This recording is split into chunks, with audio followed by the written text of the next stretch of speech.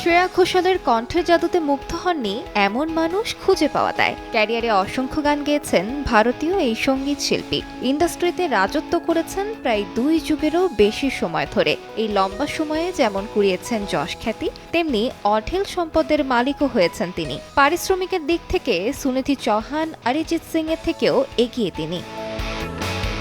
প্রতি গানের জন্য 25 লক্ষ রুপি নেন শ্রেয়া ঘোষাল। এই মুহূর্তে তার মোট সম্পত্তির পরিমাণ 200 কোটি ছাড়িয়েছে।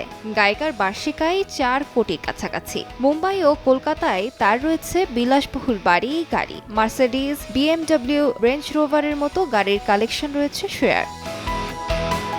বাঙালি পরিবারে জন্ম এই ভারতীয় সঙ্গীত শিল্পীর। মাত্র 12 বছর বয়সে সারেগামাপার বিজয়ী হয়ে ব্যাপক জনপ্রিয়তা লাভ করেন। এরপর বলিউডে ডেবিউ হয় 2002 সালের দেবদাস ছবি দিয়ে। এই ছবিতে ব্যারি পিয়া গেয়ে সকলের মন জয় করে নেন শ্রেয়া ঘোষাল। সেই থেকে একের পর এক হিট গান উপহার দিয়ে চলেছেন ভক্তদের।